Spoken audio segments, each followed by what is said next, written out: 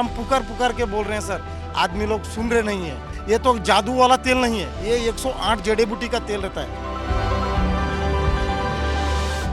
चीन में कोरोना जैसे लक्षण उत्पन्न करने वाला human Meta Numa virus HMPV अब भारत में भी फैलने लगा है। हाल ही में इस वायरस के संक्रमण का पहला मामला 3 महीने की बच्ची में सामने आया। इससे पहले ही आज ही के दिन 8 महीने के बच्चे में भी यह संक्रमण पाया गया। इसके बाद गुजरात में भी HMPV के एक मामले की पुष्टि हुई है। खासतौर पर छोटे बच्चों, विशेष रूप से 2 साल से कम उम्र के बच्चों पर इस वायरस का प्रभाव सबसे ज्यादा देखा जा रहा है। हालांकि ये वायरस नया नहीं है, क्योंकि इसका पता पहले ही चल चुका था। अमेरिकी सरकार की centre for disease control and prevention CDC के मुताबिक HMPV की पहचान 2001 में इंसानों में हुई थी, लेकिन ये वायरस 200 से 400 सालों से पहले ही हमारे आसपास मौजूद था। पहले ये केवल पक्षियों में पाया जाता था और अब ये सवाल उठता है, एक पक्षियों का वायरस इंसानों तक कैसे पहुंचा और अब उन्हें संक्रमित कैसे कर रहा है।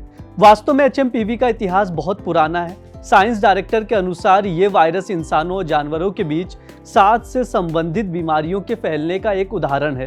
हालांकि 2001 में इसे इंसानों में पहचाना गया, लेकिन वैज्ञानिक शोध बताते हुए ये वायरस 200 से 400 साल पहले पक्षियों से इंसानों में फैल चुका था।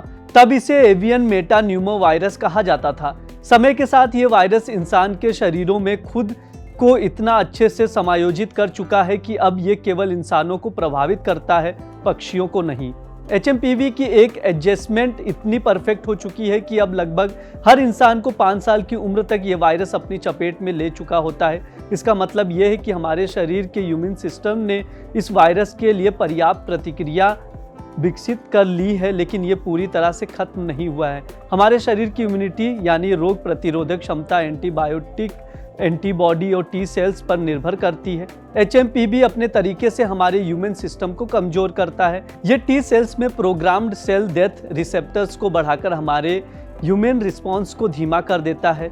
यही कारण है कि इस वायरस को बार बार हल्के इन्फेक्शन का कारण बन सकता है और इस प्रक्रिया में हमारी इम्यूनिटी हमेशा प्रभावित नहीं रहती। अधिकांश मामलों में HMPV हल्के लक्षण उत्पन्न करता है, जैसे कि खांसी, बुखार और सांस लेने में कठिनाई, लेकिन कभी-कभी गंभीर संक्रमण का कारण भी बन सकता है। See, whatever it is, this is not something which is unknown. The HMPV virus is it's a flu virus which is there, and certain percentage of people catch respiratory problems and cold due to this virus. It's was first found out in 2001 in Netherlands. So this is not something that is new. And as far as we know, even the people who the child also who in Baptist Hospital who had the HMPV symptoms were also very normal. Tomorrow I think most probably will be discharged.